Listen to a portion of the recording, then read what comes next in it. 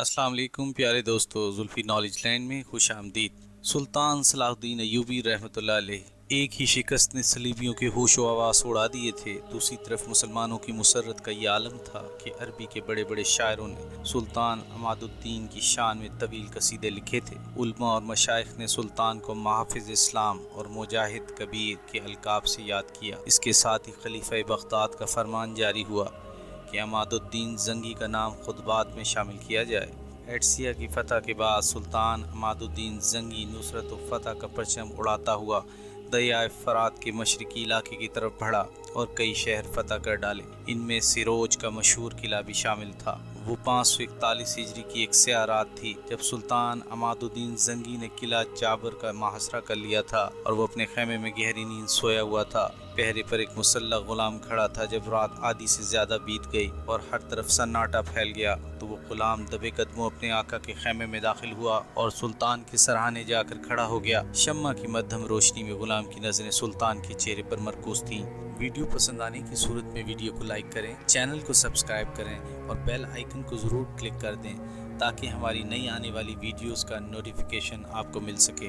پھر جب اسے پورا اطمینان ہو گیا کہ سلطان پر گہری نیند کا غلبہ طاری ہے تو اس نے آہستہ سے تلوار نکالی اور پے در پہ سلطان پر کئی وار کیے۔ 65 سالہ سلطان نے سنبھلنے کی بہت کوشش کی مگر خون اس قدر زیادہ بہہ چکا تھا کہ تھوڑی دیر میں عماد الدین زنگی کی موت واقع ہو گئی۔ قاتل غلام رات کے اندھیرے میں فرار ہو گیا۔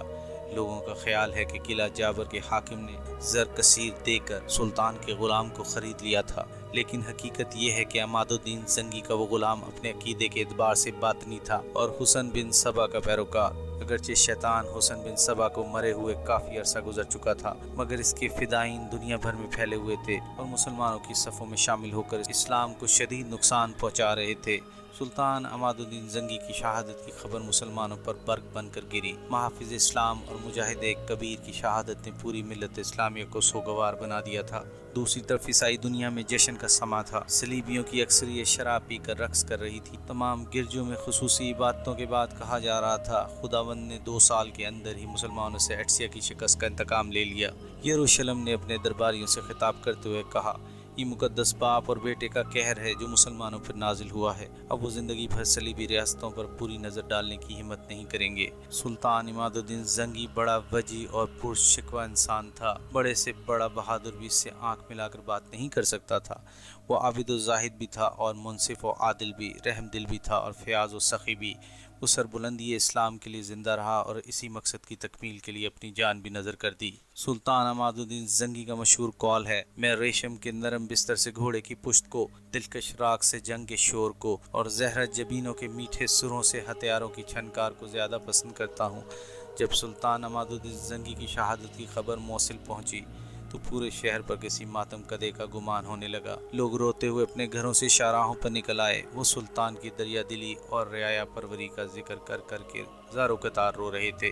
آج وہ شخص اس دنیا سے رخصت ہو گیا جو ہماری عزت و آبرو اور جان و مال کا محافظ تھا اور راتوں کو اس لیے جاگتا تھا کہ ہم لوگ اپنے گھروں میں سکون کی نیند سو سکیں۔ اللہ اس کی قبر کو نور سے بھر دے کہ وہ ہمارے حق میں بڑا ہی مہربان تھا۔ موصل میں ایک اور گھر بھی تھا جس کے در و دیوار پر ماتمی فضا چھائی ہوئی تھی۔ یہاں نجم الدین ایوب کی بیوی زبیدہ اور اس کے 4 بیٹے توران شاہ، شمس الدولہ، یوسف اور ملک عادل رہتے تھے۔ سلطان عماد الدین زنگی کی شہادت نے زبیدہ کو اس قدر اضطراب میں مبتلا کر دیا تھا کہ وہ اپنے آنسوؤں پر قابو نہ رکھ سکی تھی۔ ماں کو روتے ہوئے دیکھ کر یوسف صلاح الدین بھی بے قرار ہو گیا۔ ام محترم آپ کیوں روتی ہیں؟ یوسف نے ماں سے درد مندانہ لہجے میں سوال کیا۔ اس وقت اس کی عمر 9 سال تھی۔ ہمارے محسن سلطان عماد الدین زنگی شہید کر دیے گئے، زبیدہ نے انتہائی رقت آمیز لہجے میں کہا۔ یہ المناک خبر سن کر یوسف بھی اداس ہو گیا اور اسے وہ مناظر یاد آنے لگے جب سلطان شہید اس کے ساتھ نہایت شفقت و محبت سے پیش آتے تھے۔ ایک بار عماد الدین زنگی نے موصل میں خصوصی مجلس قرات آراستہ کی تھی اور اس میں کم سن بچوں کو تلاوت قرآن کریم کی دعوت دی تھی۔ شرکا میں 7 سالہ یوسف صلاح الدین بھی شامل تھا۔ عام طور پر علماء کے بچوں نے اس مجلس قرات میں شرکت کی تھی۔ صرف یوسف ایک سپہ سالار کا بیٹا تھا۔ پھر جب یہ قرات کا مقابلہ شروع ہوا تو کئی بچوں نے نہایت خوش الحانی کے ساتھ آیات مقدسہ کی تلاوت کی، مگر جب یوسف کی باری آئی تو اس نے سلطان عماد الدین زنگی کے ساتھ تمام شرکائے مجلس کو رلا دیا۔ اس محفل قرات میں موصل کے بڑے بڑے علماء بھی موجود تھے۔ یوسف کی آواز میں بے پناہ سوز تھا اور اسی وجہ سے وہی پہلے انعام کا مستحق قرار پایا۔ سلطان عماد الدین زنگی نے بڑے والہانہ انداز میں یوسف صلاح الدین کو مخاطب کرتے ہوئے کہا، لڑکے میرے قریب آؤ۔ یوسف اپنی جگہ سے اٹھا، سلطان عماد الدین زنگی کی مسند کے قریب پہنچا۔ سلطان نے بڑی محبت سے یوسف کی پیشانی کو بوسہ دیا اور پھر اس کے باپ نجم الدین کو مخاطب کرتے ہوئے کہا، تمہارے بیٹے کی آواز میں بڑا سوز ہے، مجھے یقین ہے کہ اس کے سینے میں بھی اسلام کا درد ہوگا۔ نجم الدین ایوب اور اسد الدین شیرکو کے سر فخر سے بلند ہو گئے۔ پھر سلطان عماد الدین زنگی نے یوسف کو اشرفیوں کی ایک تھیلی انعام کے طور پر دی، پھر پلٹ کر اپنے خادم خاص سے کہا جو مسند کے نزدیک سلطان کے پیچھے کھڑا تھا، میری تلوار لے کر آؤ۔ خادم تیزی کے ساتھ محفل سے نکلا اور پھر کچھ دیر بعد ہی سلطان عماد الدین زنگی کی تلوار لے کر حاضر ہوا۔ یوسف صلاح الدین اشرفیوں کی تھیلی لیے خاموش کھڑا تھا۔ دوسرے شرکائے مجلس بھی حیرت و سکوت کے عالم میں تھے کہ آخر سلطان نے اپنی تلوار کیوں طلب کی ہے۔ پھر حاضرین مجلس کی یہ سکوت آمیز حیرت اس وقت دور ہوئی جب سلطان عماد الدین زنگی نے اپنی شمشیر یوسف کی طرف بڑھاتے ہوئے کہا، یہ تمہارا خصوصی انعام ہے، ایک قاری کو مجاہد بھی ہونا چاہیے۔ اس واقعے کو یاد کر کے یوسف کی آنکھوں میں آنسو آ گئے۔ اس نے رقت آمیز لہجے میں اپنی والدہ سے سوال کیا، سلطان کس جنگ میں شہید ہوئے؟ سلطان کو اللہ نے میدان جنگ میں شکست کا منہ نہیں دکھایا۔ زبیدہ کی آنکھوں سے مسلسل آنسو جاری تھے۔ ایک نمک حرام اور بے ضمیر غلام نے سوتے میں حملہ کر دیا اور سلطان جاں بحق ہو گئے۔ ایک غلام اپنے آقا کی جان کیسے لے سکتا ہے؟ یہ بات معصوم یوسف کی سمجھ سے بالاتر تھی۔ وہ غلام منافق تھا۔ زبیدہ نے انتہائی نفرت آمیز لہجے میں کہا، منافق کون ہوتا ہے؟ یوسف صلاح الدین نے حیرت و استعجاب کے ساتھ پوچھا، وہ لوگ جو مسلمانوں کے نام رکھ لیتے ہیں مگر اندر سے اللہ کو نہیں مانتے۔ زبیدہ نے معصوم یوسف کو سمجھاتے ہوئے کہا، سلطان کا غلام بھی ایک ایسا ہی غلام تھا، میں بڑا ہو کر سلطان کے قاتل سے بدلہ لوں گا۔ یکا یک جوش غضب سے یوسف کا سرخ چہرہ انگارے کی طرح دہکنے لگا۔ میرے بچے، جب تک تم جوان ہوگے وہ مردود پتہ نہیں کہاں ہوگا، مر بھی چکا ہوگا۔ زبیدہ نے انتہائی شکستہ لہجے میں کہا۔ یوسف کچھ دیر تک خاموشی سے کھڑا سوچتا رہا، پھر وہ تیزی کے ساتھ ماں کے کمرے سے نکل گیا۔ زبیدہ بیٹے کی یہ اضطراری حرکت دیکھ کر گھبرا گئی اور پھر خود بھی اٹھ کر یوسف کے پیچھے پیچھے چلی گئی۔ اتنے میں یوسف ایک تلوار لے کر پلٹا۔ زبیدہ بیٹے کا یہ رنگ دیکھ کر پریشان نظر آنے لگی۔ یوسف نے شمشیر آبدار کو بے نیام کرتے ہوئے کہا، محترم، یہ وہ تلوار ہے جو سلطان نے مجھے انعام میں دی تھی۔ زبیدہ اس تلوار کو پہچانتی تھی مگر وہ یوسف کی بات کا مفہوم سمجھنے سے قاصر تھی۔ میں اس تلوار سے ان لوگوں کو قتل کروں گا جو اسلام کے دشمن ہیں۔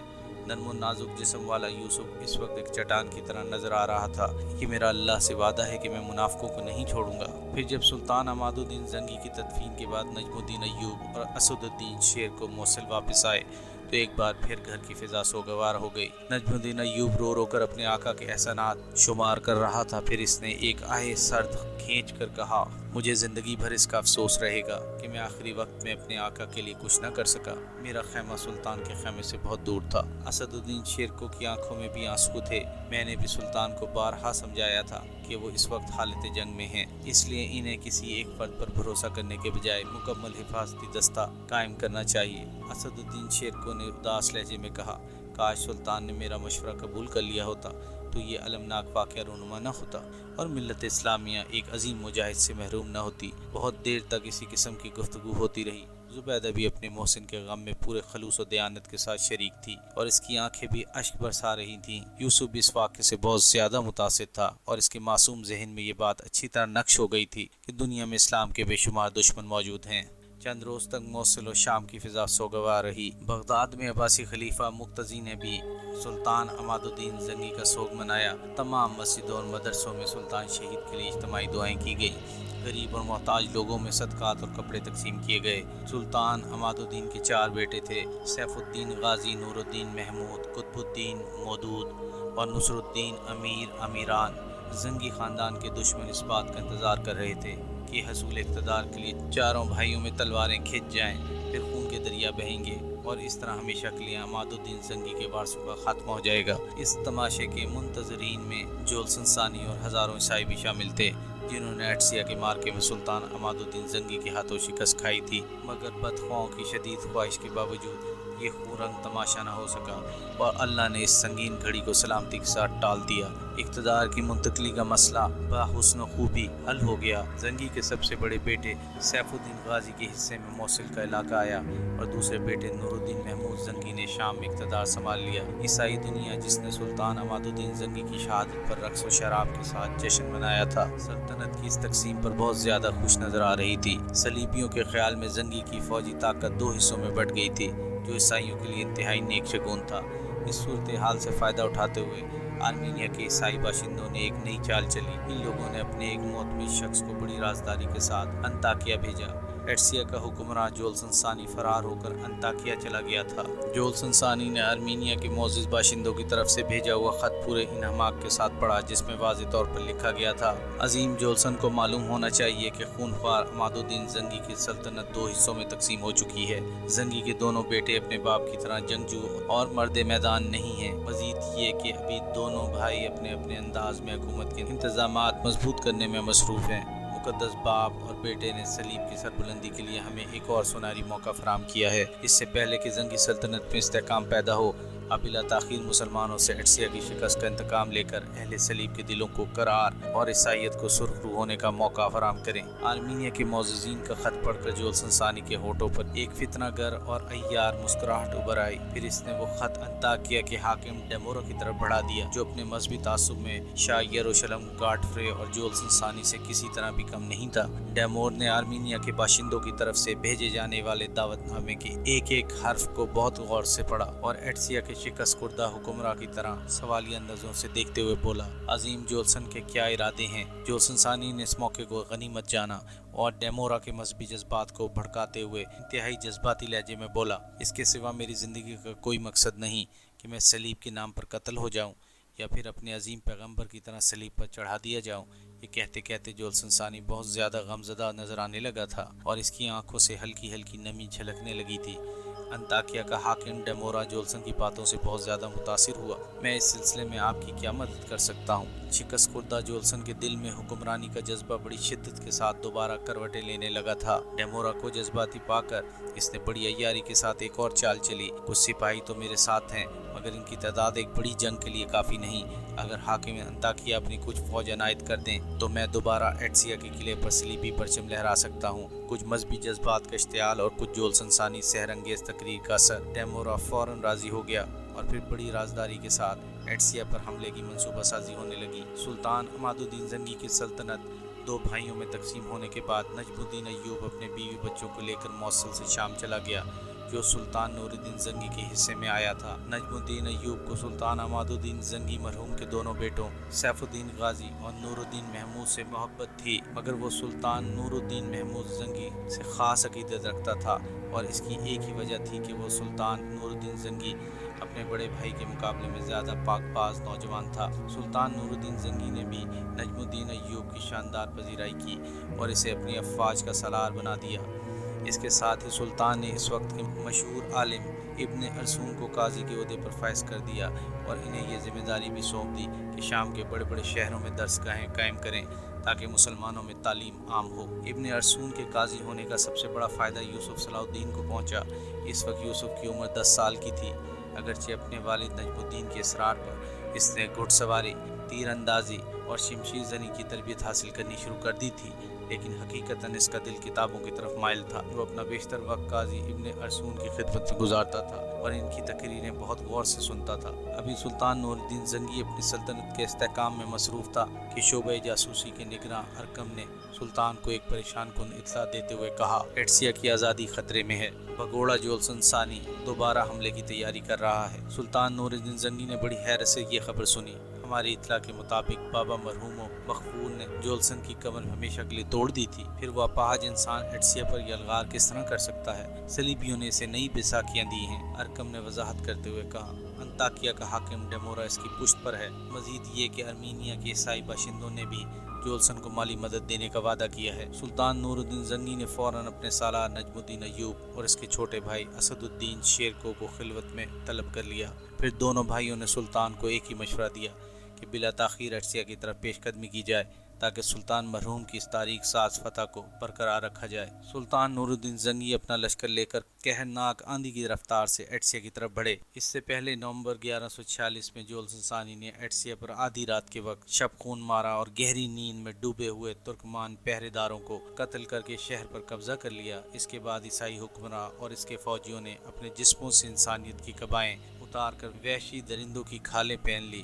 پھر وہ اپنے خونخوار دانتوں اور نوکیلے پنجوں کے ساتھ ایڈسیا کے مسلمانوں پر جھپٹ پڑے۔ صلیبیوں کے جنون کا یہ عالم تھا کہ انہوں نے مسلمان بوڑھوں اور بچوں کو بھی اپنے گھوڑوں کی ٹاپوں سے رون ڈالا۔ پردہ دار اور معصوم دوشیزاؤں کی بے آبروئی کی گئی، پھر انہیں قتل کر کے ان کی لاشیں عام راستوں پر پھینک دی گئیں۔ جولسن ثانی گھوڑے کی پشت پر سوار شہر کے گرد و نواح میں ایک درندے کی طرح دھاڑتا پھر رہا تھا۔ وہ بار بار اپنی شمشیر کو ہوا میں لہراتا اور فاتح ایڈسیا سلطان عماد الدین زنگی مرحوم کی روح کو مخاطب کر کے کہتا: تو اپنے ہم مذہبوں کا حشر دیکھ رہا ہے؟ پھر خود ہی جواب دیتا: مگر تو کیسے دیکھ سکتا ہے کہ تیری تو ہڈیاں بھی قبر میں گل سڑ کر خاک ہو چکی ہوں گی۔ مسلمانوں کے اس قتل عام سے فارغ ہو کر جولسن ثانی ایڈسیا کے قلعے کی طرف بڑھا۔ قلعے کے محصون مسلمانوں نے بڑی شجاعت کے ساتھ جولسن کی فوج کا مقابلہ کیا۔ پھر جب مسلمانوں کے دلوں میں یہ خدشات ابھرنے لگے کہ وہ پسپا ہو جائیں گے اور صلیبی لشکر ان پر غالب آ جائے گا، تو وہ عین اسی وقت تائید غیبی کی طرح سلطان نور الدین زنگی اپنی تازہ دم فوج کے ساتھ ایڈسیا پہنچے۔